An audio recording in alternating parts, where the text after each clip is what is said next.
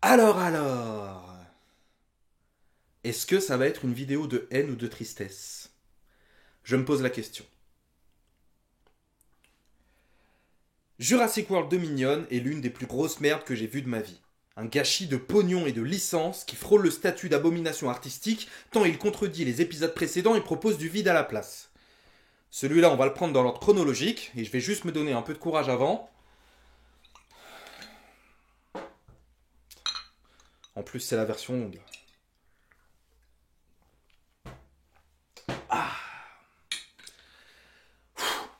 Allez, on achève cette merde. Le film s'ouvre sur un flashback il y a 65 millions d'années où nous voyons un giganotosaure combattre un T-Rex qui, nous le comprenons en voyant la piqûre du moustique, est la version originale du dinosaure que nous connaissons. De retour à notre époque, Rexy débarque dans un drive-in avec l'un des plus beaux plans de la trilogie. T'emballe pas, y a que le début qui est bien. Une voix off nous explique que les dinosaures sont partout dans le monde. Non mais sérieux, ils ont recyclé les plans de Battle at Big Rock? C'est un court-métrage fait entre Fallen Kingdom et Dominion pour ceux qui se demandent. Allez le voir, il est sur YouTube. Et il est cool. Ce qui me fait chier dans le fait qu'ils réutilisent ces plans, c'est que j'espérais justement voir de nouvelles incursions de dinosaures en liberté dans notre monde. Un dino qui attaque un camping-car, c'est génial, j'ai envie de voir ça. Je sais pas moi, une attaque de ptéranodon pendant un festival de montgolfière par exemple. Sur ce petit volet introductif du contexte de Dominion, il aurait été bien plus intéressant de montrer un tas de nouvelles situations où l'homme et le dinosaure se confrontent. Au lieu de ça, on recycle ce qu'on a déjà fait. Ça commence bien. Le Congrès a accordé l'exclusivité des captures au géant mondial, Biosyn Genetics. Chez Biosyn, nous avons l'intime conviction que les dinosaures... Dodson!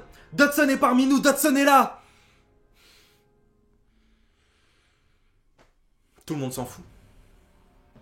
Nous retrouvons ensuite nos héros. Claire est une activiste de plus en plus active. Non, qu'est-ce que tu fais? Il faut simplement le dénoncer. Les services officiels vont mettre des jours à enquêter. On peut sauver celui-là tout de suite. Quant à Owen, c'est toujours un mâle alpha qui a troqué sa moto contre un cheval et qui est obligé de lever la main chaque fois qu'il voit un dinosaure. Notre petit monde a adopté Maisie, qui se trouve être en pleine crise d'identité. Et puis de toute façon, je suis même pas une vraie personne. Quoi? Je suis la copie de quelqu'un. Je suis même pas moi. Est-ce que vous pensez qu'en 2h40 cette thématique sera traitée? Elle ne le sera pas.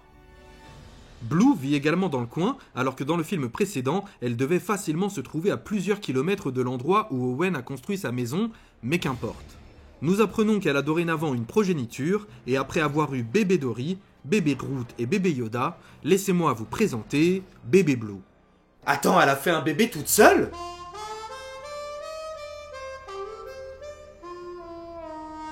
Va falloir m'expliquer là. Blue présente sa petite et Owen lève encore la main. Putain, mais c'est une vraie manie chez lui. Vous savez quoi? Jeu à boire. Chaque fois qu'Owen lève la main devant un dinosaure pour montrer que c'est un mâle alpha, je prends un shot. Alors, un premier pour la scène à cheval. Et un deuxième pour la baby shower de Blue.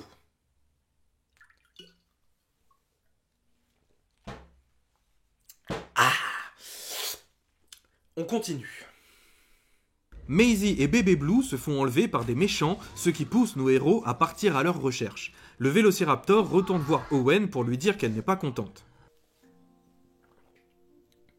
Il lui répond en promettant qu'il ramènera bébé Blue. Et si vous pensiez que la relation Owen et son ami Raptor allait être de nouveau traitée, bah non. Ce dinosaure est complètement mis de côté pendant la majeure partie de Jurassic World Dominion. Regardez bien Blue, je sais qu'elle est mal modélisée mais regardez-la. Vous ne la reverrez que dans la dernière scène. Allez. Nous changeons de décor et après un passage visiblement très inspiré de La Nuée, nous retrouvons Ellie Sattler, paléobotaniste, qui n'a pas changé de vêtements depuis Jurassic Park et retire toujours ses lunettes de soleil de la même façon, mais putain, film, va te faire foutre! Nous apprenons qu'une nouvelle menace plane, bien plus grande que celle de la cohabitation avec les dinosaures, une menace que personne n'avait vu venir, une menace orchestrée afin de plonger le monde dans le chaos, et cette menace, c'est... des sauterelles. Mais elles sont grandes, hein. Parce qu'elles sont préhistoriques. Bordel de merde. C'est pour ça qu'on a rappelé le casting original pour des putains de sauterelles? Elles ne sont même pas très dangereuses en plus, hein. Elles n'attaquent que les champs de blé. Et paf, ça fait des chocs à pic. Pas d'humains retrouvés dévorés ou je sais pas moi, un troupeau de moutons? Mais pourquoi tu fais ça le film? Pourquoi? Et puis, Tout ça, j'imagine que c'est une orchestration digne d'un grand méchant mastermind machiavélique, quelqu'un qui couvre ses traces et qu'il sera difficile de retrouver. C'est chez vous aussi, là? Ce sont les champs de Bennett. Les sauterelles y touchent pas. Vous plantez les mêmes graines que ce Bennett? Non. Eux, c'est du biocine qu'ils utilisent. Ah bah non, du coup on sait déjà qui est le méchant et où le trouver. Mais en plus, j'y pense, tout le monde est déjà censé connaître le responsable. Bah ouais, moi je suis agriculteur, mon champ se fait bouffer mais pas celui de mon voisin qui fait pousser du biocine. Je trouve ça chelou. À l'ère d'internet et des médias, vous imaginez le nombre d'associations qui devraient déjà avoir au cul ce grand méchant? Mais non, il faut mener l'enquête, et pour ça, on a besoin de Ellie Sackler. Je déteste ce film. Et puis, qu'est-ce qu'elle fout là, Ellie? C'est une spécialiste des plantes, pourquoi elle débarque pour enquêter sur des sauterelles préhistoriques? On analyse les conséquences de l'agriculture intensive sur l'environnement. Autant dire que c'est pile dans nos cordes. Ok, alors le niveau de scénario et de fanservice de ce film sont donc proches de zéro. C'est noté. Ellie va chercher Alan, qui lui aussi a gardé le même skin qu'il y a 30 ans, afin de l'aider à prouver que Biocine est bien derrière les sauterelles mangeuses de céréales. Ce serait un excellent moyen de contrôler les ressources alimentaires mondiales. Voici l'enjeu de notre film. Ah non, on parlera pas de dinosaures et de cohabitation entre nos deux espèces, non. Non, ici on parlera de capitalisme. Ouh. Au moins, Ellie est divorcée. Elle est plus avec son vieux mec de Jurassic Park 3. Un point positif pour le film. Leur sanctuaire à Biocine, il est perché au milieu de nulle part, je me trompe pas. Comment tu comptes y entrer? J'ai une invitation qui m'a été adressée par leur philosophe maison. Ah non, j'ai rien dit, y a pas de point. Ellie et Alan voyagent jusque dans les Alpes italiennes où Dodson, le méchant du film, a créé un sanctuaire sécurisé pour dinosaures pouvant accueillir tous les animaux capturés dans la nature. Ainsi, on envoie définitivement se faire foutre la promesse de Fallen Kingdom vu que l'enjeu de cohabitation entre humains et dinosaures semble déjà sous contrôle. Et je pourrais même dire totalement sous contrôle vu que les dinos de ce sanctuaire possèdent un implant dans la tête pour qu'ils puissent obéir au doigt et à l'œil en cas de besoin. Je déteste ce film.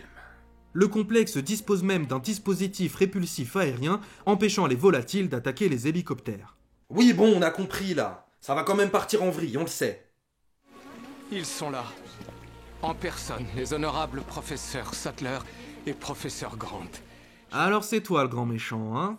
Mec, tu n'as littéralement aucun charisme. T'as un truc à grignoter? Une de mes barres énergétiques. Pardon? Non, c'est pas grave, je trouverai, t'en fais pas. Oh là là, ça va être compliqué. Nos héros retrouvent Ian Malcolm qui, surprise, s'est également sapé comme dans le premier volet. Il est employé de Biocine où il donne des cours magistraux en essayant d'être stylé, sans succès. Si nous voulons susciter un changement révolutionnaire, il faut pour cela que nous commencions par remodeler la conscience humaine. Voilà, on va bien les mettre tous les trois dans le plan histoire d'être sûr de faire souffrir les fans du premier film et de les retrouver en PLS à la fin.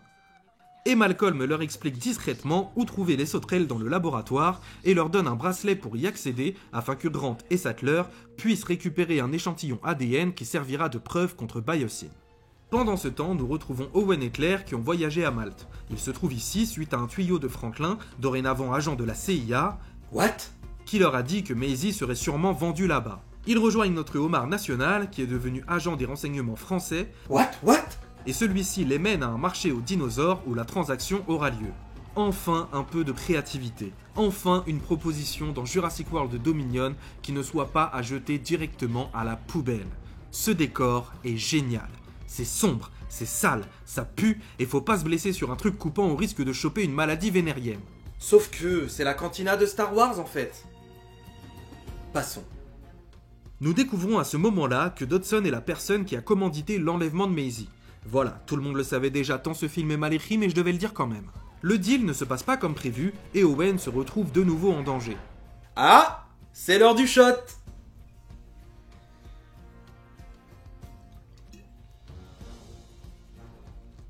Ouf, il était chargé celui-là. Allez, c'est parti pour la scène d'action. Mais quel combat de merde! C'est quoi cette chorégraphie? On dirait un mélange de Taken et Danse avec les stars. Alors ok, la petite arène entourée de dinosaures donne un tableau sympa, mais quelle mauvaise baston de cinéma. Y a rien d'impactant, rien de violent, rien de cool. C'est juste deux mecs qui se tapent dessus quoi. Je note également que les dinosaures de ce marché sont tous gentils, vu qu'ils n'attaquent que les méchants et laissent notre héros tranquille quand ils peuvent lui arracher le nez. Suite à cela, Owen se retrouve avec Omar. Vous connaissez son nom dans le film ?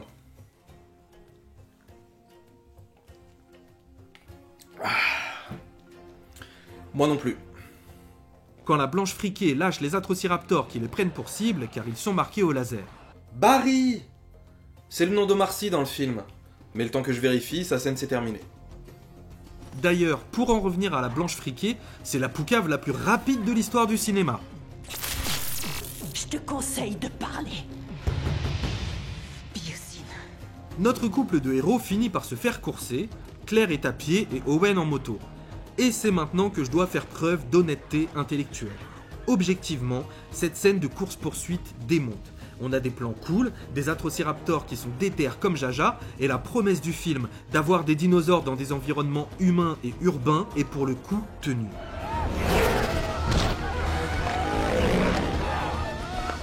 Même si Claire distance encore un dino à jambes nues, même si le personnage de la contrebandière soudainement prise d'empathie pour des gens qu'elle ne connaît pas vole une voiture sans toucher les fils, même si cette réplique dans le cockpit de l'avion On s'est fait un tas d'ennemis, faut se casser. ressemble plus à du Star Wars qu'à du Jurassic Park, et même si la manière dont Owen s'en sort façon action hero me rappelle plus Uncharted ou Mission Impossible, j'aurais pu trouver cette scène cool. Mais je suis relou, et moi je me fais chier devant cette scène. Pourquoi ? Parce qu'on est juste sur une putain de quête secondaire en fait. Faisons un point sur les enjeux. À ce stade, nous en sommes à la moitié du film. Biosyn veut dominer le marché de l'agroalimentaire, et l'âge des sauterelles qui bousille l'écosystème mondial. En parallèle, Maisie et Bébé Blue se font enlever. Qu'est-ce qui est le plus important selon vous ? Owen et Claire sont allés à Malte uniquement pour qu'on leur dise de se rendre dans le sanctuaire de Biosyn. Ils n'ont rien appris d'autre. Je suis navré, mais Alan Grant, Ellie Sattler et Ian Malcolm sont les vrais personnages principaux de ce film. Et je le déplore, mais c'est eux qui enquêtent, c'est eux qui connaissent l'ennemi et c'est eux qui veulent l'arrêter. Alors dans ce contexte, tu peux faire vroom vroom pour semer des dinosaures tant que tu veux, je ne serai jamais dedans. Et ça fait chier. De son côté, Maisie est retenue dans les laboratoires de Biosyn en compagnie de Bébé Blue et du docteur Henry Wu qui, wow, a beaucoup moins de style que dans les films précédents. Pour ceux qui débarquent, et vu que je n'ai pas parlé de lui dans les précédentes vidéos, il s'agit d'un des principaux généticiens de Jurassic World qui était déjà présent dans le premier volet de la franchise. Bonjour Henry. Ah, bonjour monsieur. Il s'est vite retrouvé dans le camp des antagonistes en soutenant les projets d'InGen et en fabriquant l'Indominus Rex et l'Indoraptor. Et là, il regrette. Il a des remords, le petit bonhomme. Ça n'a aucun sens.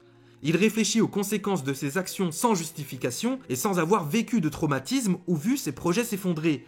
Bon, voir tes deux dinosaures mourir, ça fout un peu les boules. Mais au vu de leur prix... On en est à 26 millions de dollars investis dans ce sujet, vous nous voyez le tuer ? Un prototype qui vaut 28 millions de dollars. Et des milliards que possède InGen, il avait quand même une marge assez confortable. Non, vraiment, ça n'a aucun sens qu'Henry Wu culpabilise et déprime d'un coup au point d'aller au boulot en pyjama. Aucun. Ce dernier explique à Maisie les raisons de l'existence de Bébé Blue. Quand nous avons créé Blue, nous avons pris de l'ADN de Varan pour combler les vides de son génome. Il se trouve que le Varan peut se reproduire sans un partenaire. C'est capillotracté, un peu sorti du chapeau, mais... Ok. Voyons voir la suite. Le docteur Henry Wu continue en apprenant à Maisie qu'elle n'est pas un clone engendré par Lockwood, mais qu'elle a bel et bien été créée par Charlotte, sa fille, qui a trouvé un moyen de tomber enceinte toute seule. Comme ça. Quand tu étais bébé, Charlotte t'a présenté les symptômes d'une maladie génétique. Elle en est morte.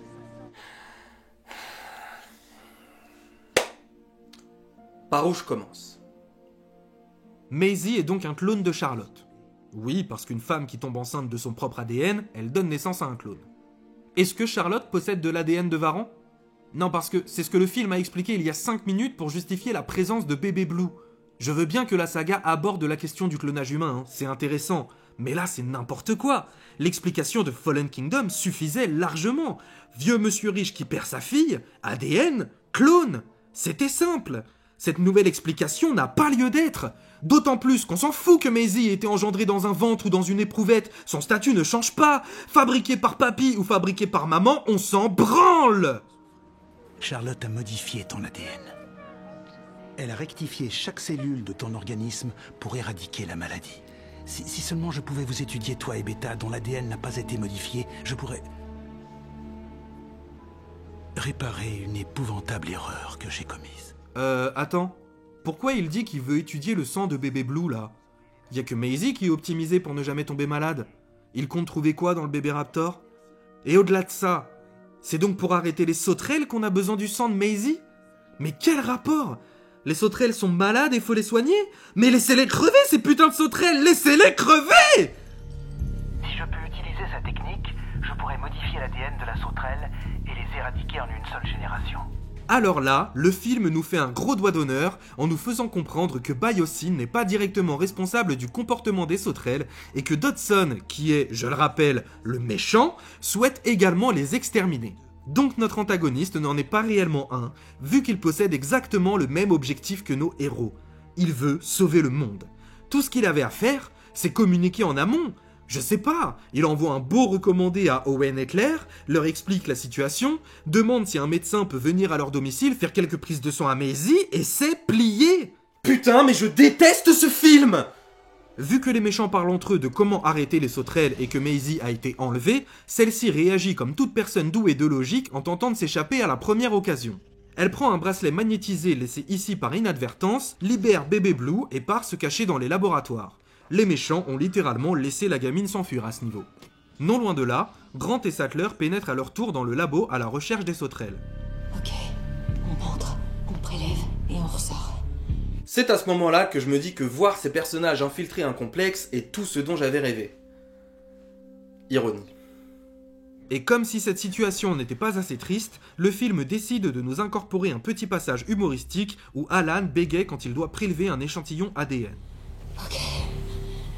Vas-y. Quoi? Alan, tu as dit qu'on devait se dépêcher. Tu peux l'attraper? Bien sûr, quelle question? Ok. L'alarme étant sonnée vu qu'un vélociraptor est en liberté dans les locaux, les sauterelles s'excitent et nos deux personnages sortent de cette situation avec toute la classe du monde. C'était encore de l'ironie.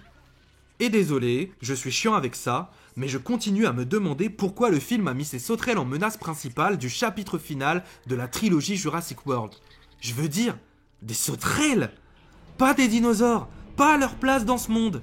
On aurait pu avoir les habitants d'un état entier qui quittent leur terre et les laissent aux dinosaures volontairement ou contraints de le faire.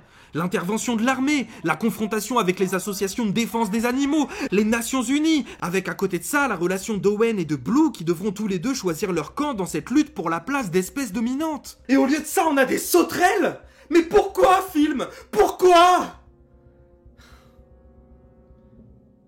Mais je digresse.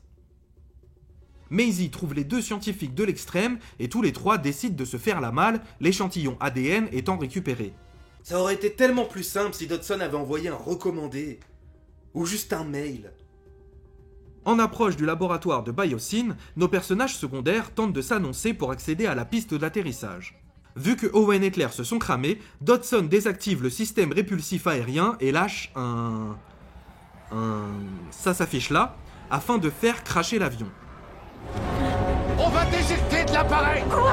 Et c'est ici une belle occasion manquée pour le film de faire un truc vraiment cool niveau mise en scène.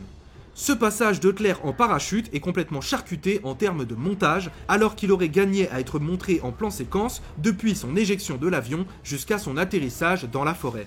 Ça nous aurait au moins permis d'avoir une scène mémorable dans Jurassic World Dominion. Mais bon, ça se saurait si ce film avait des passages marquants. L'avion se crache dans un bassin d'eau glacée, et regardez bien, celle-ci pénètre dans le cockpit. Je me sens un peu obligé de le souligner vu qu'en sortant de l'avion, ni Owen ni la contrebandière ne sont mouillés. Non, je n'irai pas chercher son nom sur Google. Un nouveau dinosaure fait son apparition, il s'agit d'un Pyroraptor qui, comme tout dinosaure carnivore de la franchise, est affamé et attaque les protagonistes. La glace, qui au départ semblait très fragile, se transforme en béton bien solide dès qu'il s'agit de courir dessus. Tiens, la preuve. Ici, on voit bien que c'est pas de la glace, c'est clairement de la pierre. Bon, la scène est vraiment osef, j'ai pas grand chose à en dire, à part qu'on retrouve ici un petit clin d'œil à Jurassic Park. Une fois en sécurité, les deux décident de partir à la recherche de Claire. Radio balise du siège. On va la retrouver. Moi aussi, j'adore les rousses.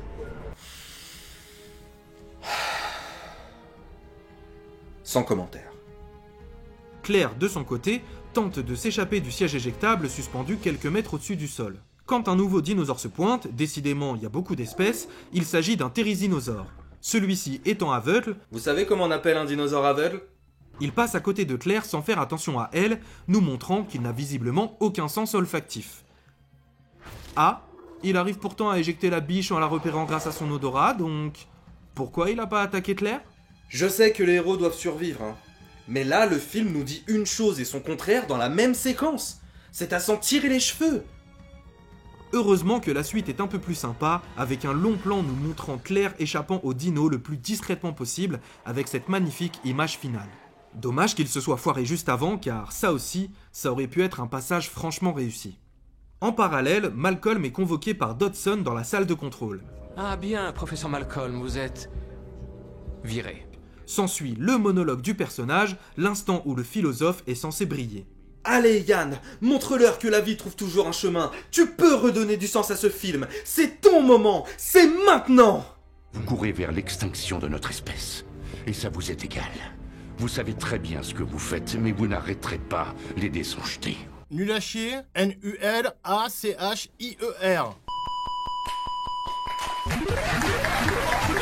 Owen et la braconnière... Non, je n'irai pas chercher son nom sur Google. Retrouve le siège éjectable, mais constate que Claire n'y est plus.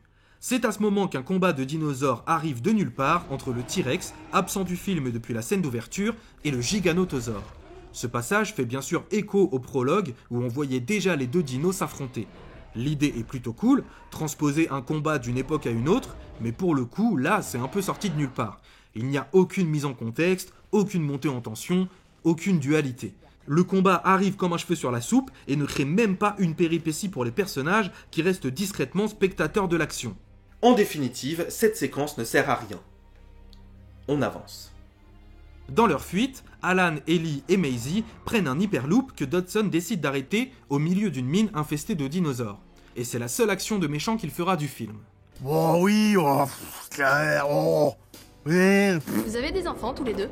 Quoi? Maisie, ça fait déjà assez mal, n'en rajoute pas une couche s'il te plaît.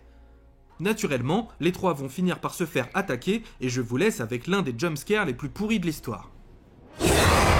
Voilà, c'était nul, c'est pour moi, ça fait plaisir. Et que dire de cette scène? C'est moche, c'est sombre, on voit rien, il y a des dinos de partout et paradoxalement nulle part, on ne comprend rien à l'action et on ne sent aucunement les personnages en danger. Punaise, même dans Jurassic Park 3, les attaques de dinosaures étaient plus intéressantes. Oh putain, il y a des squelettes humains dans cette mine. C'est magnifique dans les cavernes, vous allez adorer. On peut donc imaginer que si l'hyperloop tombe en panne et que le mec de la maintenance se pointe, il risque de se faire bouffer. Et en plus, il aura pas d'enterrement. Mais j'y pense. Ils ont des putains d'implants, ces dinos. Les mecs de Biosyn peuvent les contrôler à distance. Donc ils savent où ils se trouvent. Pourquoi elle est pleine de dinosaures, cette mine? Bordel, je comprends rien. Si c'était Dodson qui avait arrêté l'hyperloop dans une zone où il peut facilement envoyer des carnivores, là, ok. Mais le fait qu'elle soit déjà infestée veut juste dire que le mec n'a aucun contrôle sur ce qu'il fait. Ah, si seulement il avait envoyé un petit groupe sur eux.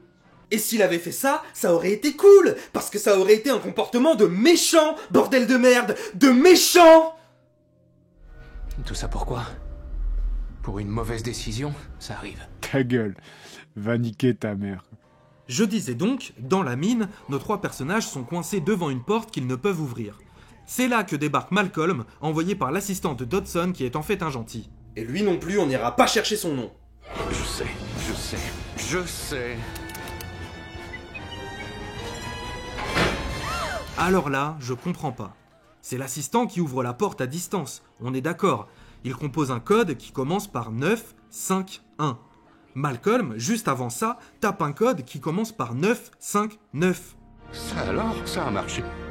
Super, comme ça le personnage est encore plus ridicule que dans sa précédente apparition. Mais niquez-vous, putain de merde, niquez-vous! Je me demande si c'est vraiment nécessaire toute cette violence.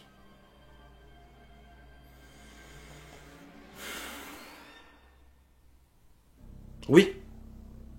Le film enchaîne ensuite avec une séquence où Claire tente de rejoindre le complexe et se fait encercler par des dilophosaures.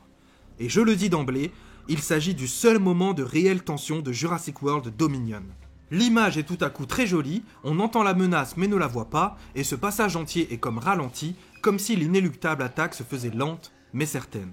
L'échelle qui met 20 piges à descendre, Claire qui se déplace avec prudence, rien n'est brutal, et pourtant tout est impactant, avec un montage sonore de qualité.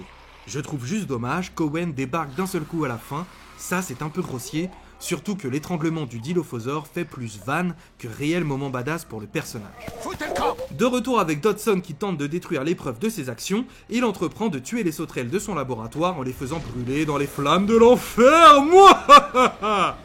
Mais déterre comme jamais, celles-ci parviennent à s'échapper et s'envolent dans tout le sanctuaire. Cette scène n'est pas dégueulasse, visuellement, faut le dire, il y a un truc. Ces insectes enflammés qui tombent du ciel est une image qui envoie franchement du pâté. Cela me rappelle un peu l'extinction des dinosaures. Oh les fils de pute! Mais c'est pour ça qu'il y a des sauterelles dans ce film, je viens de comprendre! C'est pour te faire une pluie de météorites sur le tableau final en fait! Mais quelle bande de connards! Tout ça pour ça? Les enjeux agroalimentaires? Les scientifiques de l'extrême? Le pitoyable discours de Malcolm? C'était pour ça? Parce que les scénaristes se sont dit « Faisons une pluie de météorites pour la fin !» Je déteste ce film! Quel piètre scénario! En vrai, utiliser les sauterelles géantes et les enflammer pour rappeler l'extinction des dinosaures, je veux bien. Mais pourquoi en avoir fait un enjeu principal si leur seul impact dans le film est de foutre le feu à une forêt? T'aurais pu les utiliser comme un élément tertiaire qui aurait très bien fait son rôle de météorite pour la fin. Mais là, c'est honteux. Vraiment, c'est honteux. Après un accident de la route, le hasard fait que tous nos personnages se retrouvent enfin au même endroit. Mais à peine le temps de se renifler le derrière que des pas de dinosaures se font entendre, replongeant le groupe dans un moment de tension. Enfin, tension, faut le dire vite, hein, vu comment l'entrée du dino est mise en scène. On nous chara.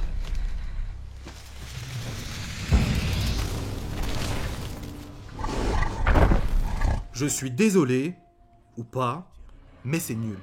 L'animatronique est superbe, j'ai rien à dire là-dessus, mais le film aurait pu jouer un peu plus longtemps sur le fait qu'on ne voit pas le giganotosaure, non? Un petit build-up, ça n'aurait pas été du lu. Mais qu'est-ce qu'il fait, lui? Il est aveugle aussi? Pourquoi il attaque pas les héros? Il les troll? Qu'est-ce que c'est que cette scène? Il est littéralement en train d'attendre que le groupe s'échappe, là. Mais croque! Croque! Croque!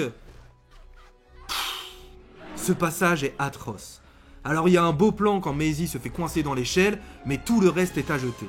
Zéro tension, zéro mise en scène, zéro enjeu.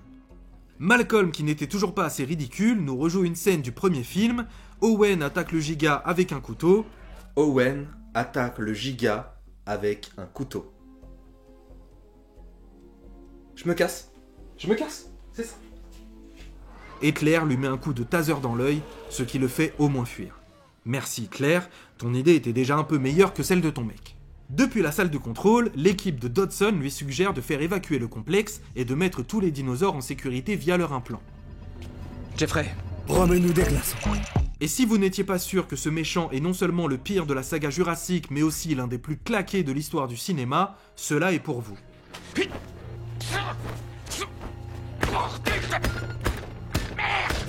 Ah, oh, il m'emmerde Dodson. Je termine son arc narratif maintenant, comme ça on en a fini. De toute façon, il lui reste plus longtemps à vivre. Il retourne dans son bureau où il a disposé la mousse à raser de Denis Nedry. Voilà, ça sert à rien. Et si vous voulez savoir comment elle s'est retrouvée là, regardez la colo du Crétacé. Ne faites pas ça. Il explique à son assistant qu'ils peuvent repartir de zéro, et ce dernier l'envoie cordialement se faire foutre. Je ne suis pas comme toi. Papa! Non, c'est nul en fait! On le retrouve plus tard, seul dans l'hyperloop à essayer de se faire la malle comme le méchant badass et autoritaire qu'il est. Suite à une coupure de courant causée par nos personnages, du coup ça, on y vient plus tard, la machine s'arrête et... vous connaissez déjà la suite. Quand je vous dis que le gars de la maintenance risque sa vie tous les jours... Adieu, Dodson. Tu étais ridicule, prévisible, sans aucun objectif et sans une once de quoi que ce soit qui puisse inspirer la crainte. Tu étais une merde, Dodson. Une petite merde. Tu vois, Ludlow dans Le Monde Perdu, au moins il était un peu gaulerie. Il buvait, et il était trop sûr de lui. Mills de Fallen Kingdom, c'était un petit lâche, mais il était opportuniste, malin et capable de tuer un vieillard de sang-froid. Mais toi, Dodson, toi qui mets des baffes à ton fauteuil quand t'es en colère, toi qui demandes des barres énergisantes à ton assistant, toi, tu étais juste une merde. Voilà, ça c'est fait, allons-y pour la fin de ce film qui est déjà beaucoup trop long. Le groupe fait rapidement connaissance et élabore un plan d'évacuation quand Malcolm ne cesse de se ridiculiser encore plus. Allez, on se calme, Rambo. J'ai eu un chien. Il se frottait tellement à ma jambe que... J'avais le tibia complètement râpé. Je vous jure, c'est vrai. Pour sortir du sanctuaire, la contrebandière propose de choper un hélico de Biosyn à condition de rétablir le système répulsif aérien pour pouvoir décoller en toute sécurité. Putain, mais on s'en branle! Pour ce faire, Ellie et Claire vont redistribuer l'énergie du courant principal vers le système répulsif pendant que Malcolm et l'assistant les aident par radio. C'est pas ce bouton vert, c'est le 4e en partant du bas. Au-dessus de... Le vert, c'est le 3e? 3e du haut, 4e du bas, c'est pareil. Soyez plus précis, Yann. Le philosophe a du mal à donner des informations par radio? Vous êtes sérieux? Il s'en mêle les pinceaux. Il est pas clair. Même l'assistant à côté semble s'impatienter. Alors que dans Jurassic Park, c'était justement Yann qui, agacé par la confusion de John Hammond, prenait le talkie pour pouvoir guider Ellie dans la remise. Et là, c'est lui le boulet! Mais enfin, qu'est-ce qu'il a fait pour que vous le traitiez aussi mal? Malcolm, c'est le personnage le plus intelligent de la saga et aussi le plus cool. Ce mec transpire la classe. Il est clairvoyant. Il revenait dans Fallen Kingdom telle une figure presque prophétique, annonçant à l'avance le choc que notre civilisation allait vivre. Et ici, il parle de son chien qui veut le ken? Non mais vraiment? Le courant ayant du mal à se couper, cela réveille les sauterelles pour une scène totalement inutile, mais dans laquelle Laura Dern s'est donnée à fond, et Claire parvient finalement à couper le courant, façon Roscoe dans Armageddon. Parce que je veux pas rester! J'en ai marre! Oh, voilà! De son côté, Owen se trouve avec Alan et Maisie dans les sous-sols à la recherche de bébé Blue qui est perdu depuis au moins 1 heure de film. Elle se montre rapidement et Owen tenant son arme, il ne peut pas lever la main, ce qui... Oh! Maisie, toi aussi t'es un mâle alpha?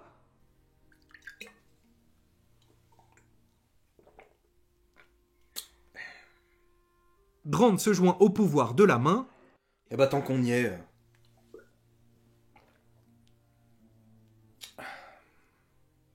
Et Owen parvient à endormir le raptor pour le ramener auprès de sa mère. Au moment de partir, Henry Wu sort de sa sieste et demande aux gentils s'il peut entrer dans leur club.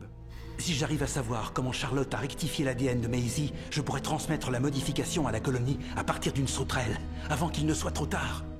Ce scénario n'a vraiment aucun putain de sens. Notre groupe s'échappe finalement du complexe et rejoint la braconnière aux commandes de l'hélico de Biosyn. Mais au moment d'embarquer, le T-Rex se pointe et comme si le niveau de fanservice de ce film n'était pas assez minable, on nous refait le logo de la saga en live action. Ce genre de ref, c'est le degré zéro de ce qu'on peut faire pour ravir les fans. Un bon clin d'œil, c'est quelque chose qui ne gêne pas celui qui n'a pas la référence. Par exemple, le T-Rex qui détruit le squelette du Spinosaure dans Jurassic World. Ceux qui ont vu Jurassic Park 3 comprennent la référence, ceux qui ne l'ont pas vu se disent que l'animal a juste détruit un squelette décoratif qui se trouvait sur sa route alors qu'il va se battre. Mais là, un plan fixe sur une fontaine moche avec une seule action à l'écran, à savoir le dinosaure qui passe juste pour passer, je dis non. Ceux qui n'ont pas la ref, bon, je pense qu'ils ne sont pas nombreux, ont forcément dû se demander ce que foutait ce plan ici. Le Giganotosaure se pointe aussi et les deux animaux se préparent au combat. Nous ne sommes pas concernés. Ah oui, c'est vrai. J'avais oublié que vous étiez les personnages principaux et que les enjeux devaient tourner autour de vous. Bon, la baston n'est pas dégueulasse, encore une fois, mais le problème reste toujours le même, je ne suis pas investi. Pour, encore, en revenir à Jurassic World, les personnages étaient également au milieu d'un dino-fight, mais l'enjeu était clair, l'Indominus était un réel antagoniste et son objectif premier était de détruire toute vie sur l'île. Mais ce giga qu'on n'a pas vu du film, il ne veut pas bouffer les héros, il n'a pas du tout été établi comme une potentielle menace. Et son seul objectif est d'être le seul super prédateur du sanctuaire. Vous me direz, ça rajoute en réalisme animalier, mais on s'en fout de ça. C'est des dinosaures, revenus à la vie grâce à de l'ADN retrouvé sur des moustiques, les frérots. Je m'en fiche que la dualité entre T-Rex et Giga repose sur des faits vérifiables si tout leur traitement est fait avec le cul. Rixie a un flashback du Vietnam pouvant la faire revenir à la vie, d'ailleurs ce plan est le plus beau du film, et notre giga finit par se faire embrocher par le Therizinosaure. Là, si on suit la logique du film, il devrait y avoir un combat entre les deux survivants. Bah ouais, question de super prédateur. Notre groupe s'étant échappé du complexe, nous les retrouvons au lendemain où l'assistant parle à la presse. Corruption systémique complète dans tous les rangs de la direction. Corruption systémique, vous avez entendu, écrivez. Ta gueule, Yann. Ferme ta gueule. Grant et Sattler se remettent ensemble, génial, espérons qu'ils puissent encore faire des enfants car c'est un peu ce qu'on attend depuis la fin du premier film, et notre couple de personnages secondaires regarde Maisie dans un passage qui se voudrait inspirant, mais dont je n'arrive toujours pas à comprendre le message. Ils se considèrent déjà comme une famille, n'ont pas résolu de conflit particulier, et la jeune Maisie a appris ses réelles origines qui ne changent absolument rien à la version qu'elle avait avant. Alors va te faire foutre le film, je sais pas. Les dinosaures du sanctuaire évoluent de nouveau en liberté, Henry Wu soigne les sauterelles et la société humaine s'habitue petit à petit à vivre aux côtés de monstres préhistoriques. Vous notez que si le T-Rex est un super prédateur, il est censé attaquer les autres dinosaures, y compris les autres T-Rex. Ça doit pas être pratique pour la survie de l'espèce, ça. Blue récupère son petit, elle remercie Owen, et nous avons un monologue final de Charlotte Lockwood essayant tant bien que mal de donner une thématique à ce film de merde. Si on veut survivre, on doit se faire confiance. Compter les uns sur les autres. Coexister. Et c'est la fin. Bordel de merde, qu'est-ce que c'était nul. Jurassic World Dominion est un monstre. Une chose créée de toutes pièces par des savants fous qui n'avaient aucune direction dans laquelle aller et qui ont donc fabriqué un produit vide de toute substance dans laquelle les personnages eux-mêmes ne savent pas comment évoluer. Ce film est une abomination comme j'en ai vu peu. Tant au niveau des tableaux, des enjeux, de la musique, de l'histoire, du méchant ou encore de certains effets spéciaux. Rien ne va dans ce film qui a subi un bashing qui est pour moi mérité. Bordel, à la fin du précédent on te tease un énorme questionnement pour que tout cela soit balayé d'un revers de main et uniquement évoqué rapidement en intro et outro de film. Alors ok, on s'éloigne de ce qu'ont fait les précédents Jurassic et pour le coup, c'est neuf. Mais là on est beaucoup trop éloigné. Au point que les dinos eux-mêmes passent à la trappe et deviennent une toile de fond. Tiens, tu remplaces les dinosaures qui veulent manger les héros par n'importe quoi, un monstre, un robot ou un mec avec un flingue, tu as le même film. Si ça, c'est pas la preuve que Jurassic World Dominion est passé à côté de son sujet, je ne sais pas ce qu'il vous faut. À ceux qui l'aiment, je vous demande sincèrement de m'expliquer dans les commentaires ce que vous trouvez bon dans ce film afin que nous puissions en débattre avec respect. Mais pour moi, rien ne va. Il m'a fait mal, mais vraiment mal. Parce que je suis un fan, j'étais hypé à sa sortie. J'aime ce nouvel univers et je défends toujours les 2 premiers épisodes face à ceux qui disent que ce sont uniquement des films débiles. Mais là, je suis désolé, on a dépassé la débilité. On a atteint le fond des abysses. En sortant de la salle, je me suis senti trahi, souillé. On m'a craché au visage, peu comme ça. Et on m'a dit baisse les yeux, toi. Il me fallait démonter ce film en vidéo pour être en paix avec moi-même. C'est maintenant chose faite, je vais pouvoir oublier cette atrocité à tout jamais. Merci d'avoir regardé cette vidéo. Je vais continuer de noyer mon malheur. Prenez soin de vous, abonnez-vous, lâchez un petit pouce bleu, un commentaire. Salut!